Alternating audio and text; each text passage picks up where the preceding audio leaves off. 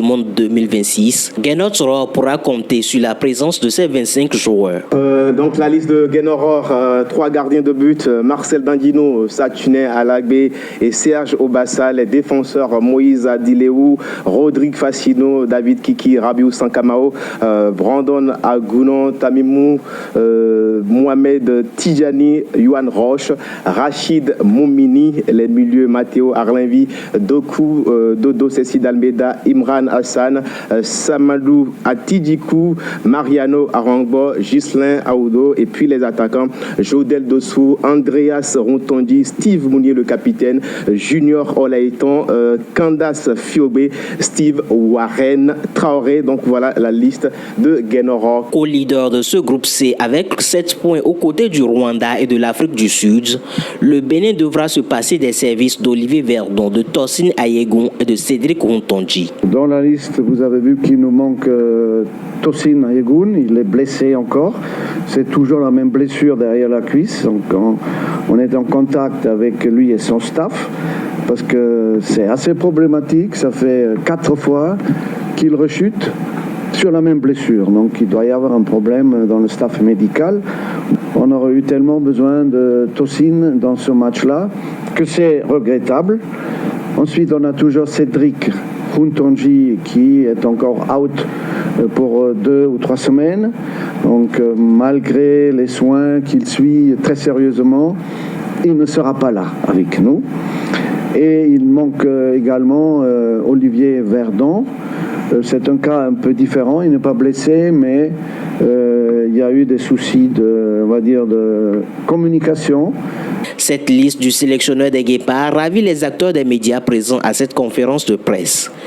Déjà, ce qu'il faut retenir, c'est que quand il y a une publication de liste de joueurs, que ce soit pour un match amical ou que ce soit pour un match officiel, une campagne pour des éliminatoires.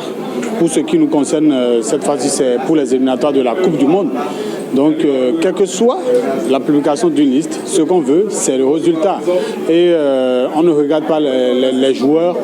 Est-ce que ces joueurs ils sont capables de monter sur le terrain, de mouiller le maillot et de pouvoir permettre à l'équipe nationale d'engranger les 3 points, de repartir avec la victoire? C'est ça le plus important. Bon, j'ai quand même retenu que Roar mise sur les comportements des joueurs en dehors et sur le terrain. Donc, nous avons quand même constaté qu'il y a eu des absents de taille, même si ce sont des joueurs que nous considérons comme des joueurs clés dans l'effectif des Guépards. C'est le sélectionneur, c'est lui qui décide.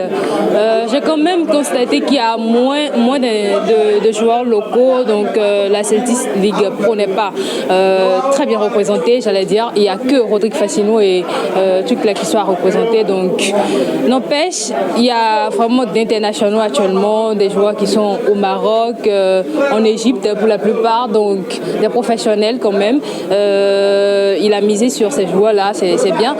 On pourra quand même découvrir des talents qui peuvent nous accompagner pour la CAN Maroc 2025.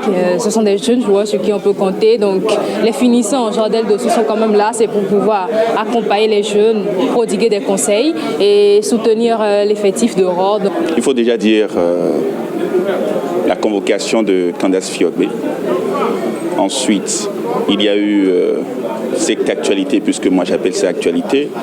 Il a révélé que Verdon n'a pas été honnête par rapport aux raisons qui ont motivé son choix de ne pas venir en sélection. Et donc pour cela, il a été sanctionné.